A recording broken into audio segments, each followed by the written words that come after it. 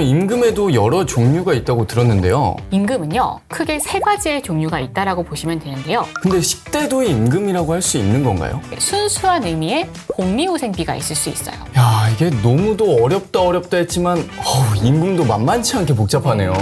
우리가 채용 사이트를 통해 이력서를 넣을 때도 가장 먼저 체크해보는 게 임금 아닐까 하는데요. 근데 노무사님, 임금이라는 게 무엇을 의미하는 거예요? 임금은 바로 돈을 의미하죠. 네. 그런데 법에서는 이렇게 명시를 하고 있어요. 사용자가 근로의 대가로 근로자에게 지급하는 임금, 봉급, 그 밖에 어떠한 명칭으로든지 지급하는 모든 금품이라고 정의를 하고 있습니다. 그렇기 때문에 현금이 아닌 금으로 지급해도 임금이라고 할 수가 있어요. 그렇다면 많은 회사에서 식대를 연봉에 포함을 시킨단 말이죠? 네.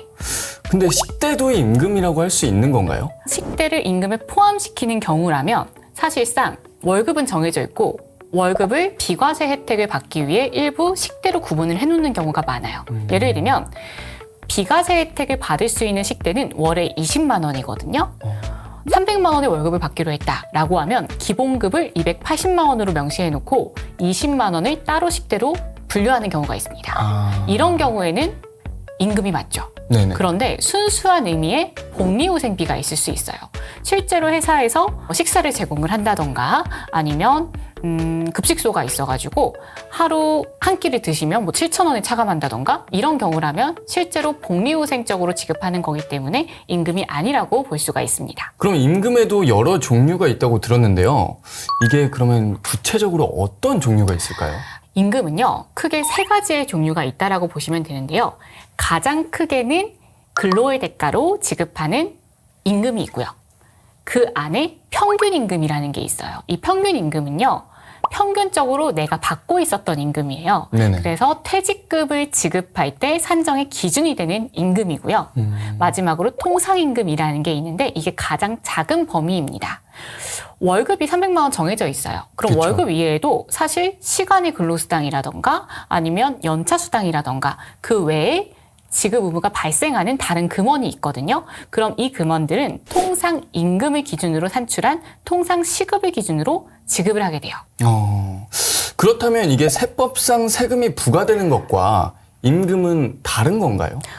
완벽하게 다릅니다. 네, 세법상에서 의미하는 과세소득이라고 하는 건요. 임금에 해당될 수도 있지만 원칙적으로 과세소득과 비과세소득으로 구분을 하고 있거든요. 예를 들면 우리가 300만 원의 월급을 받아요. 그럼 300만 원의 월급 중에 기본급, 이건 과세소득이에요. 그런데 식대라던가 차량유지비, 복리후생적으로 받는 그 금원 자체는 비과세소득입니다. 그런데 노동법상 의미하는 임금이라고 하는 건 명칭이 중요하지 않아요. 실질적으로 어떤 성격을 가지느냐가 중요하죠. 그래서 세법과 노동법에서 의미하는 과세소득과 임금은 완벽하게 다르다라고 이해를 하시면 되겠습니다.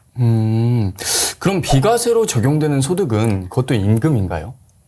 임금일 수도 있고 아닐 수도 있겠죠. 그렇죠. 식대도 차량 유지비도 임금일 수 있고 아닐 수도 있어요. 그렇죠. 이걸 어떻게 기준을 정하느냐에 따라서 받아들이냐에 따라서 이게 그렇게 달라지겠네요. 맞습니다. 그래서 가장 대표적으로 보시는 게 사업주한테 지급 의무가 지워져 있는지 봐요. 계약서에 줘야 되는 게 명시되어 있는지, 그리고 취업규칙이 명시되어 있는지, 단체협약이 명시되어 있는지, 이게 가장 중요하고요. 그리고 사업주가 재량하에 지급하는 금원은 임금이 아니라고 판단되는 경우도 있을 수가 있습니다.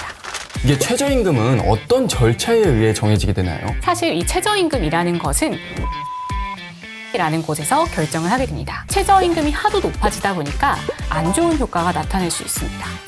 마냥 오른다고 좋은 게 아니네요. 맞습니다.